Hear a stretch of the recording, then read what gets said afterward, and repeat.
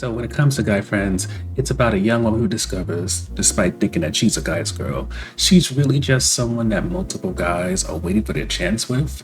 And as we see, they all decide to make a move at once when her current relationship goes a little awry. So to summarize the film, Jamie considers herself a guy's girl, and for most of her life, it seems, she has, for lack of a better way of putting it, collected guy friends and has utterly avoided making female friends. But when her relationship with a man named Patrick goes awry and she decides to post that they're on a break, it leads to almost all the guys except one named Ted deciding this is their chance, they should confess their love. And it's through Ted and also his girlfriend Sandy that Jamie has to force herself to realize that her being a guy's girl is not really a thing, and she needs to adjust her perspective on not only the relationship she has with guys, platonic specifically, but also how she approaches and has relationship with women in order to finally be able to have a fulfilling life without the other person potentially feeling like they're being led on. So getting to the review portion, first highlight versus Sandy, who's Ted's girlfriend. And what I like about Sandy is that while a part of her has kind of that spirit of I'm not like other girls because she's a bit uncouth and doesn't really adhere to like gender norms and standards of being ladylike and all that, she isn't one of the guys either. In many ways, Sandy is the girl's girl that you would expect Jamie to be. It's just she has no desire to be dainty, prim, and proper. It doesn't suit her, and as shown by Ted, it doesn't need to be there in order for her to be seen as attractive, to be beloved, to get affection and stuff like that. And don't get me wrong, while Sandy's definitely an oddball, this isn't saying like she fits some Amy Schumer type where she's farting in her hand or really talking about bodily functions in a way that's really gross. Does she have some of those juvenile joke moments? Yes, but it isn't something that is a quintessential part of her.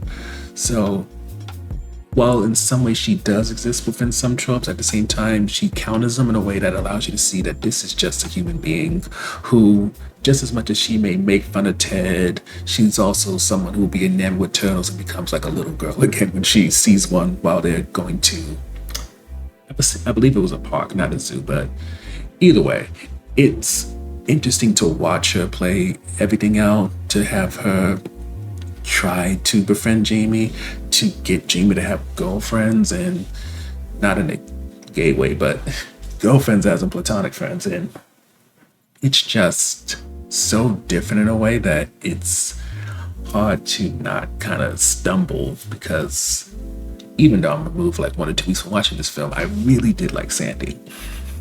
Getting to the next highlight, it's definitely gonna be Ted being an exception to the way most of the guys in Jamie's life act.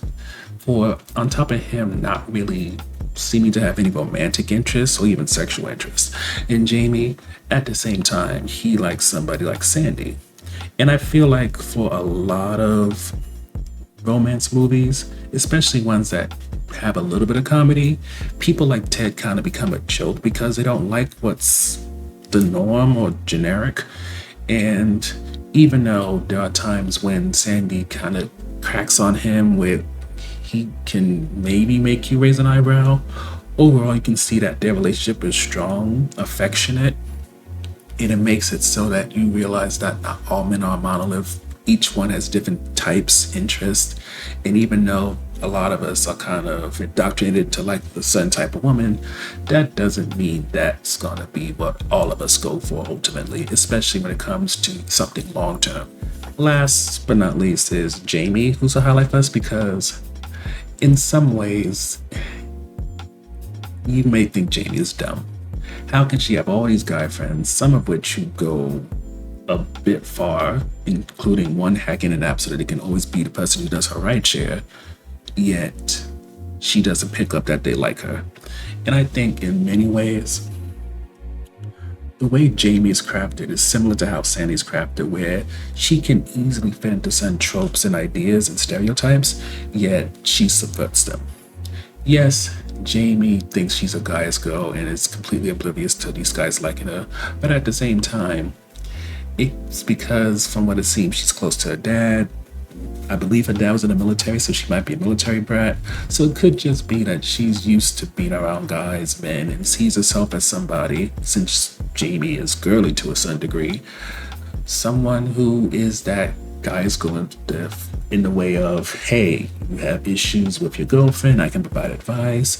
You can't do this thing with your guy friends, like Pilates and something like that, but you do enjoy doing it. So, hey, I can come along. And I think in her mind, she's the one that gave these guys permissions to be vulnerable, to tap into their femininity and stuff like that. So she's not dumb to the idea of them potentially liking her, but I think in her mind they liked her company because she allowed them to be free. It wasn't a case of her trying to lead them on, anything like that.